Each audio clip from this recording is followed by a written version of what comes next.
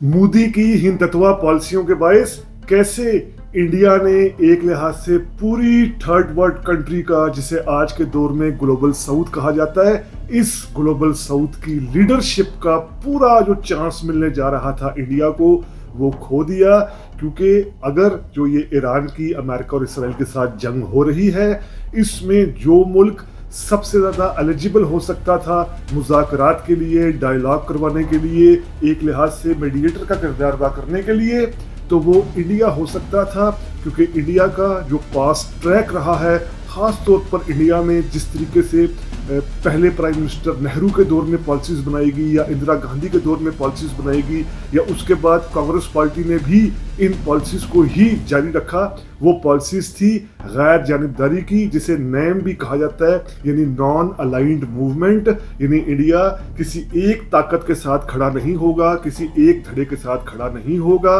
बल्कि जो दुनिया में विक्टिम होगा, जिस मुल्क पर हमला, जो छोटा मुल्क होगा, जिसके साथ कोई बड़ा मुल्क ज्यादती कर रहा होगा, उसके साथ खड़ा होगा। इस हवाले से बेशुमार मिसालें इंडिया की फॉरेन पॉलिसी से मिल सकती हैं कांग्रेस के दौर में, यानी नेहरू और इंदिरा गांधी के दौर में। जैसे अगर हम देखें, इजिप्ट पर जब बड़ा मशहूर हमला किया मिस्र पर इंग्लैंड और बरतानिया ने इसराइल की मदद से, तो उस वक्त पाकिस्तान सीधा इंग्लैंड और फ्रांस के साथ खड़ा था, लेकिन इंडिया सीधा इजिप्ट के साथ खड़ा हुआ। उसने कहा कि इजिप्ट के साथ ज्यादती हो रही है। उसके बाद फ़लस्तीनी मूवमेंट को भी अगर देखा जाए तो इंडिया ने खुलकर फ़लस्तीनी कॉज का साथ दिया। यानी यासिर अरफात जो हैं वो बार बार इंडिया आते और ये तस्लीम करते कि इंडिया हमारी हमायत कर रहा है।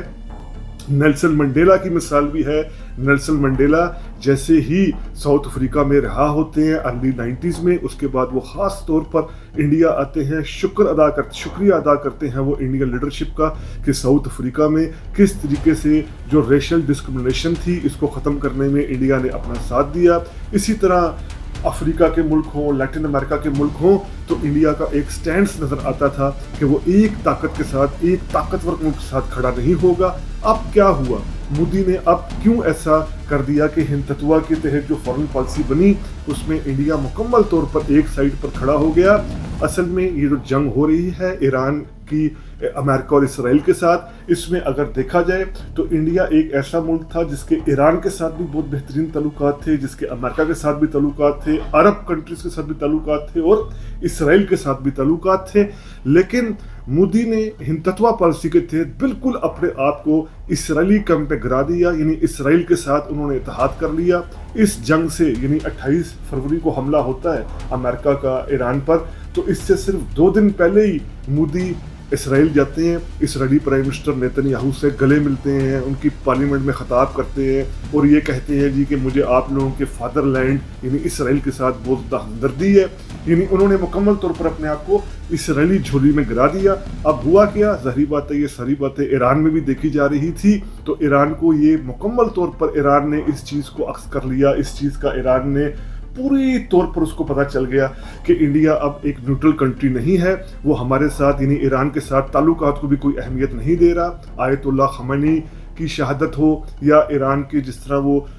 बच्चियों के स्कूल पर हमला किया गया हो, या बाकी जिस तरीके से ईरान पर अटैक हो रहे हैं, इंडिया की तरफ से कोई इस पर कंडेमनेशन नहीं की गई, कोई मजम्मत नहीं की गई। अब यहाँ पर अगर हम देखें तो जो खुद मोदी की पार्टी के प्राइम मिनिस्टर रहे थे अटल बिहारी वाजपेयी, 6 साल तक प्राइम मिनिस्टर रहे थे भारतीय बीजेपी के अटल बिहारी वाजपेयी, वो तक ये तस्लीम करते थे अपने आर्टिकल्स में, अपने बयानात में कि ईरान और इंडिया ट्विन सिविलाइजेशंस हैं, यानी इनके ताल्लुकात सदियों से सिविलाइजेशन एतबार से रहे हैं। उसके बाद अगर अब भी हम देखें तो जिस तरीके से मोदी ईरान के खिलाफ इसराइली एक झोली में बैठते नजर आ रहे हैं, इस पर खुद कांग्रेस पार्टी की तरफ से, सोनिया गांधी की तरफ से कई आर्टिकल्स लिखे गए कि इंडिया क्यों अपने सदियों पुराने दोस्त ईरान को महरूम कर रहा है, ईरान से दोस्ती का इस तरीके से ठुकरा रहा है, इस मुश्किल वक्त में ईरान का साथ नहीं दे रहा। तो ये इंडिया ने एक बहुत बड़ी बस मिस कर दी है ब्रिक्स कंट्री का, यानी जिसमें ब्राज़ील, चाइना, इंडिया, रशिया जैसे ममालिक शामिल थे। जो एक बात की जा रही थी कि एक ग्लोबल साउथ,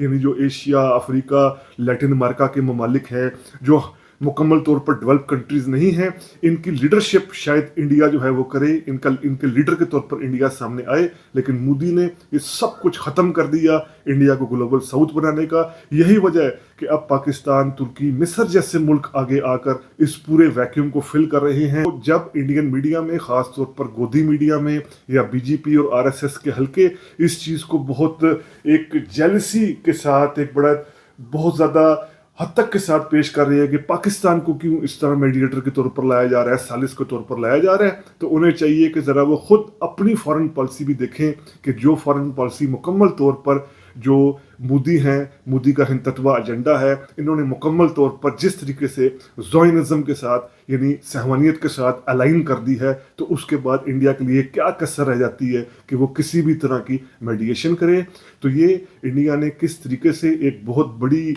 एक ऐसी बस मिस कर दी कि जो बस उसे सीधी ग्लोबल साउथ का लीडर बना सकती थी। उस पर किया गया vlog rethink with Umar Javed के प्लेटफॉर्म के जरिए आपके सामने पेश किया गया। उम्मीद करते हैं आपको वीलॉग पसंद आया होगा। अगर पसंद आया है तो काइंडली सब्सक्राइब कीजिए रीथिंक विद उमर जावेद। शुक्रिया।